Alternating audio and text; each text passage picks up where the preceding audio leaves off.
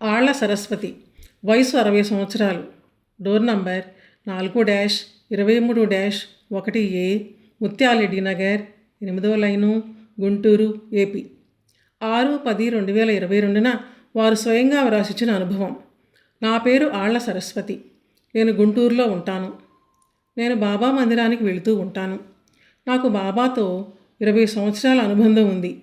నాకు 2020వ సంవత్సరంలో మార్చిలో గుండెకు సంబంధించిన సర్జరీ జరిగింది. అప్పుడు డాక్టర్ గారు 2 రోజులు గడిస్తే కానీ చెప్పలేము అన్నారు. నేను బాబానే తలుచుకుంటూ, నీవు తప్ప నాకు ఎవరు దిక్కు తండ్రి అని మనసు అంతా వేదంతో, ఆర్తితో ఆయన అడుక్కుంటూనే ఉన్నాను. బాబా అనుగ్రహంతో నేను క్షేమంగా సర్జరీ జరిగి ఇంటికి వచ్చాను. శేషకుమారి గారి ఇంటిలో రెంట్కి వచ్చాము. అప్పుడు గురువుగారితో పరిచయ భాగ్యం కలిగింది. అప్పుడు గురువుగారు అన్నారు, నాకు చాలా కాలం నుంచి నీవు తెలుసు అన్నారు. నాకు చాలా సంతోషం కలిగింది. 2021వ సంవత్సరం కరోనా సెకండ్ టైంలో నాకు కరోనా వచ్చి ఆక్సిజన్ లెవెల్స్ బాగా పడిపోయాయి. గుంటూరు ఆసుపత్రిలో ఎవరూ చేర్చుకోలేదు. విజయవాడ ఆసుపత్రికి తీసుకుని వెళ్దాం అనుకున్నారట. అప్పటి నా పరిస్థితి చాలా కష్టంగా ఉన్నది. మా వాళ్ళు అందరూ చాలా ఆందోళనలో ఉన్నారు.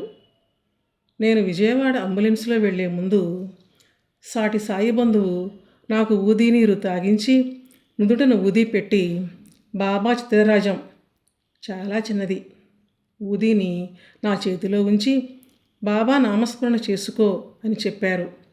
నేను బాబా నన్ను కాపాడు అని ఆయన అడుక్కుంటూ నా పరిస్థితి ఎంత నరకంగా ఉందో బాబా బాబా అని నామస్మరణ చేసుకుంటూ ఆయన్ని వేడుకుంటున్నాను.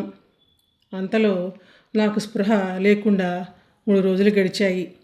స్పృహ వచ్చిన తరువాత బాబా తప్ప నాకు వేరే ధ్యాస లేకుండా ఉన్నాను. హాస్పిటల్ నుంచి క్షేమంగా 12 రోజులకు బాబా కృపతో ఇంటికి వచ్చాను. బాబా మరలా నాకు జీవితకాలాన్ని ప్రసాదించారు అని నేను గట్టిగా నమ్ముతాను. ప్రతి గురువారం సత్సంగానికి వెళ్తున్నాను. సత్సంగానికి వెళ్ళకముందు అన్ని దేవతామూర్తుల్లాగానే బాబా కూడా అనుకున్నాను. కానీ ఇప్పుడు స్వచ్ఛమైన ప్రేమతో ఎలా ప్రేమించాలి, రుణానుబంధం ఎలా పెంచుకోవాలి, ప్రతి జీవి యందు బాబా ఉన్నారని ఇలా అనేక విషయాల గురించి తెలుసుకుంటూ ఉన్నాను. నన్ను నా ఆరోగ్య విషయంగా కాపాడి మరలా జీవితాన్ని ఇచ్చిన సాయికి నేను అనుక్షణం కృతజ్ఞతాభావంతో ఉంటాను.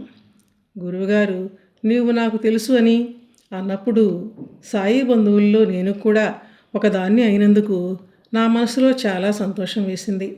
అనుక్షణం బాబా నాకు రక్షణ ఇస్తూ ఉంటారని నమ్ముతూ గురువుగారి నమస్కారములతో